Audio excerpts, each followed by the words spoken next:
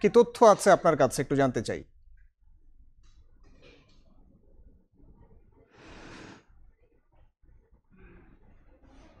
নাইম, শুনতে পাচ্ছেন?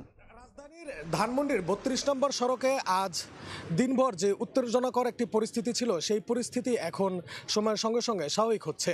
তবে আশেপাশের সড়কগুলোতে এখনও কিন্তু পুলিশের সরব উপস্থিতি লক্ষ্য করা যাচ্ছে।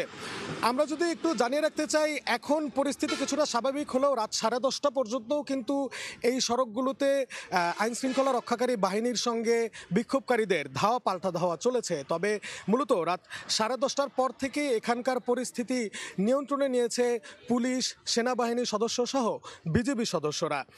আমরা এখানে আজ সন্ধ্যার পর থেকে যে পরিস্থিতি দেখেছি, সন্ধ্যার পর থেকে মূলত এখানে দফায় দফায় পুলিশের সঙ্গে বিক্ষোভকারীদের ধাওয়া পাল্টা ধাওয়া চলেছে, যে কারণে এই আশেপাশের যেই সড়কগুলো ছিল সেই সড়কগুলোতে কিন্তু যান চলাচল বন্ধ হয়ে যায়। এমনকি এখানকার যে দোকানপাটগুলো ছিল সেই দোকানপাটও আজ বিকেল বা সন্ধ্যার পর থেকে বন্ধ করে দেওয়া হয়। তবে এখন আমরা দেখছি যে রাত 10:30টার পর থেকে পরিস্থিতি অনেকটাই স্বাভাবিক হয়েছে। বিশেষ করে ধানমন্ডি মিরপুরের যেই মূল সড়ক, সেই মূল সড়কে কিন্তু যানবাহন চলাচল করছে। ব্যক্তিগত পরিবহন নিয়েও আমরা সাধারণ মানুষকে চলাচল করতে দেখছি। এছাড়া এখানকার যেই সড়কগুলো রয়েছে এই সড়কগুলোতে আজ রাত 9টার পর থেকে বলা যায় যে সাধারণ মানুষও চলাচল করছে।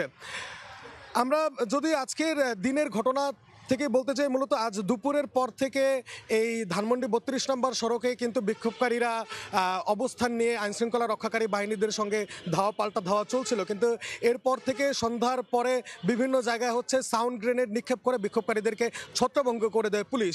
আজ রাত বিশেষ করে রাত 10:30টার পরে মূলত এই এলাকায় একদমই আইনশৃঙ্খলা পরিস্থিতি নিয়ন্ত্রণে নিয়েছে র্যাব, পুলিশ, সেনাবাহিনী সদস্যরা। তো এই ছিল ধানমন্ডি ৩২ নম্বর সড়ক থেকে সবশেষ পরিস্থিতি। নাইম হাসান যুক্ত হয়েছিলেন ধানমন্ডি থেকে, জানাচ্ছিলেন ধানমন্ডি এলাকার এই মুহূর্তের পরিস্থিতির সম্পর্কে।